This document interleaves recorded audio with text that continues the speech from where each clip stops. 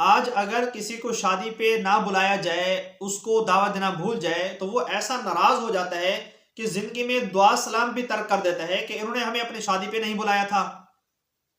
بھائی، اللہ کے رسول صلی اللہ علیہ وسلم نے حضرت سودا بنت زمعہ سے شادی کی۔ اس وقت سودا کا بھائی عبداللہ وہاں موجود نہیں تھا، مدینہ میں، وہ مکہ میں حج کرنے گیا ہوا تھا، تو ان کے باپ زمعہ نے اپنی بیٹی سودا کا نکاح حضور علیہ الصلوۃ والسلام سے کر دیا۔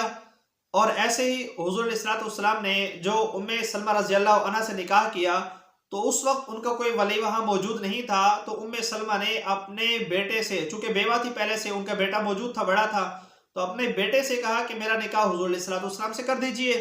وہ تو ان کے بیٹے نے اپنی والدہ کا نکاح حضور اقدس صلی اللہ علیہ وسلم کے ساتھ کر دیا۔ حضرت عبد الرحمن بن عوف رضی اللہ تعالیٰ عنہ کتنے مالدار صحابی تھے، مدینے میں رہ کر شادی کی، حضور علیہ السلام کو دعوت نہیں دی۔ حضرت جابر رضی اللہ تعالیٰ عنہ نے شادی کی، حضور علیہ السلام کو نہیں بلایا۔ حضور علیہ السلام کو بعد میں پتہ چلا تو جابر شادی کر لی، جی یا رسول اللہ شادی کر لی۔ حضرت عائشہ رضی اللہ عنہا کے پاس ایک یتیم قرابت دار بچی تھی جو ان کے ہاں پرورش پا رہی تھی، تو حضور علیہ السلام موجود نہیں تھے، انہوں نے شادی کر دی، رخصتی بھی کر دی۔ اللہ کے رسول واپس ہے، تم نے اس کی شادی کر دی؟ جی یا رسول اللہ کر دی۔ رخصتی بھی ہوگی؟ رخصتی بھی ہوگی۔ اللہ کے رسول موجود نہیں۔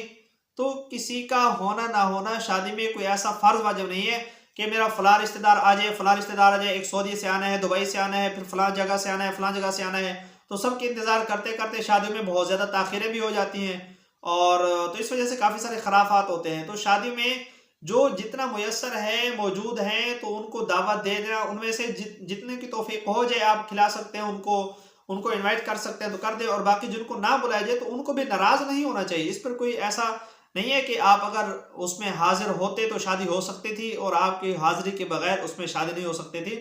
اور اکثر لوگ ہمارے ہاں ناراض بھی اس وقت ہوتے ہیں جب کسی کی شادی سر پہ ہو، تو وہ اپنی ناراضگی کو تھوڑا بڑھا لیتے ہیں تاکہ ہمیں راضی کرنے کے لیے اب ہمارے در پر آئیں گے۔